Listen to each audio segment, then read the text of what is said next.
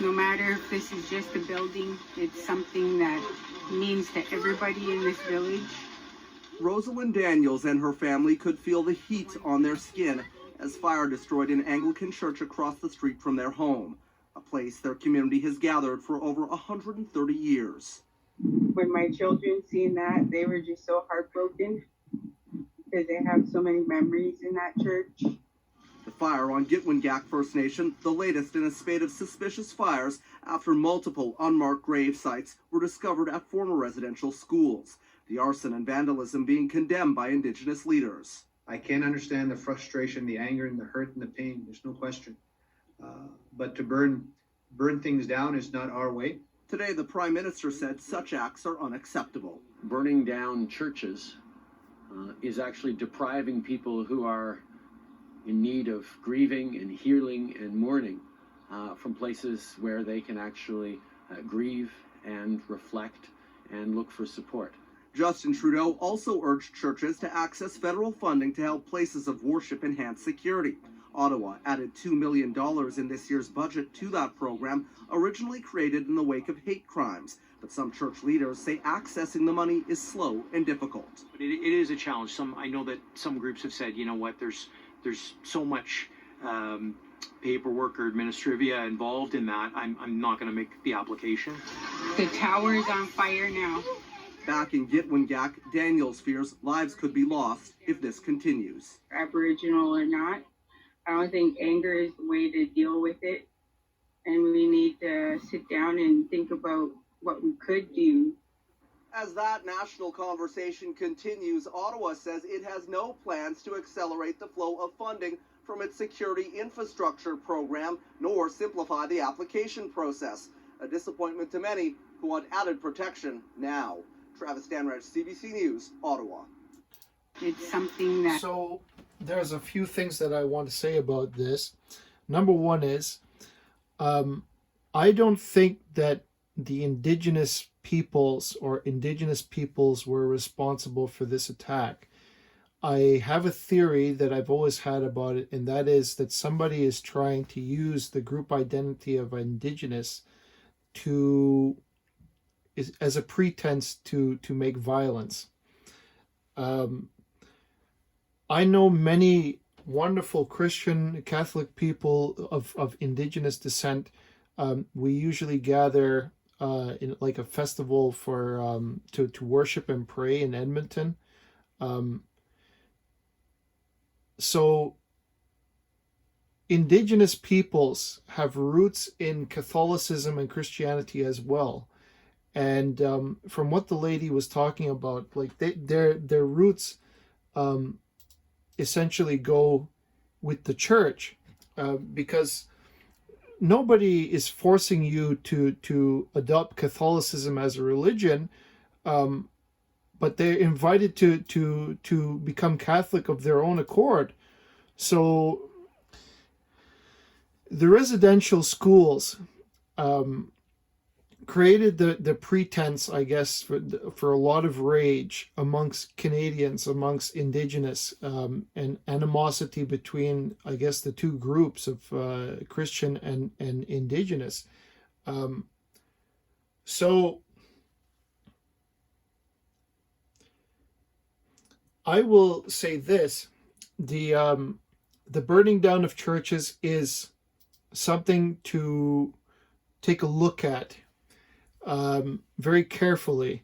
When I look at how the federal government has handled it, what they said versus what they actually did, you may notice that Trudeau put out $2 million to help increase security for the churches, but there are no programs currently available for, say, the reconstruction process of the churches. That's not mentioned. So I'm thinking that the federal government is not going to give any money to the rebuilding of these churches, but they will say in front of the press that they condemn the violence, but they will do nothing to help the actual people that have been victimized by it. Trudeau's government is guilty of a lot of the, let's call it race, yeah, I guess it would be racial, anti-Christian, anti-religious sentiment against the Christian church, because they, and actually, when I think about it, it actually occurred before Trudeau's time, because I remember in university they were trying to pit, say, the Christian religion against the indigenous race many times, when they were trying to indoctrinate us in school. And basically they use the Marxist oppressor versus oppressed narrative that the church was wholly and solely responsible, and that they had orders from Rome to kill the indigenous kids. I don't believe that. Many missionaries, in my experience, are very noble people. They're very brave, and their hope is that they can convert people of their own accord and bring them to Christ of their own accord. It's a conscious decision. You cannot force anybody to follow Christ, in a sense. So what I'm thinking is there's a lot of mystery and shrouded the shadow surrounding the circumstances of the death of these kids. All we know is that they're buried close by in unmarked graves, at the residential schools. So I urge my audience, I guess, to consider the fact that a lot of the information is being shrouded, surrounding the deaths of these kids and the perpetrators involved. The media would have you cast the idea right away, blame the church, to stoke violence against, I guess, the Catholic Church here in Canada, and ultimately to ban and eradicate the church in Canada, to outlaw them to such a degree that either they will disappear completely, or to either create actual legislation to ban the Catholic or the Christian community here in Canada. I do believe that's where it's headed, or what it will culminate into. So you can see that the government half condemned the violence, but in actual practice, the government is one of the reasons that the anger is stoked, so to speak. Surely, like many of you, when I hear about the kids being like that, they might have been murdered or that they could have been murdered, that gives me a great deal of anger.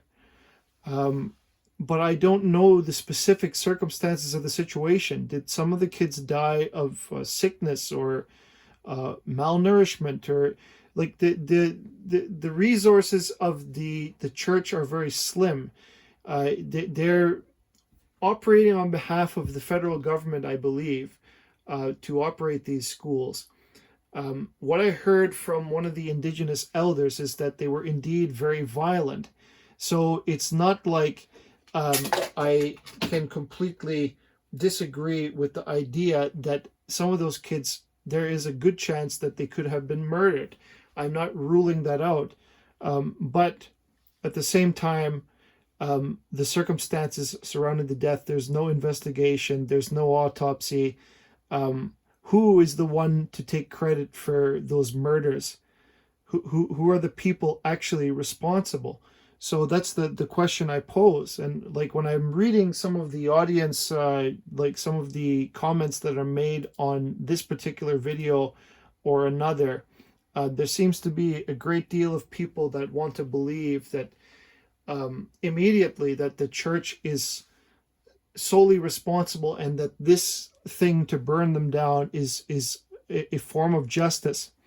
And they seem to praise the fact that the church was burned to the ground as compensation for what happened to the kids.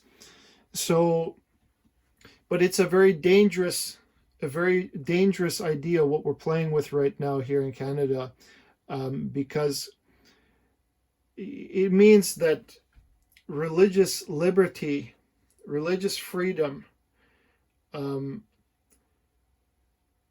it means that there's something there's a naive approach in the ideas of, say, the mass Canadian public that will even if they don't agree with this, they will not outright disagree with it, something like that. There seems to be a level of indifference, something like, okay, it's happened. Not in the communities that it actually happened, because as you saw from the video, the people that are from that community have a strong attachment to that church. To it's more than just a building. It's something that's been in their community and their families for many generations already. So it is a part of their lives, and you could see that they're a little bit emotional about it, about what happened. So, but I maintain the original position that I made. I think somebody is trying to weaponize the grief of the Indigenous people, but I don't believe that they are the ones who are acting it out. I think a specific group underground, perhaps with communist presuppositions, I would say, like Antifa, something like that. But I cannot be sure. I'm only speculating that a group like that, or a group of terrorists, are actually using that pretense to attack the churches as they see fit and burn them to the ground, with the goal to outlaw the church. So thank you for listening. I'm going to cut the video short here, and I look forward to reading your comments and seeing what you think of this matter. Please like and subscribe to help support my channel, and thank you so much for watching.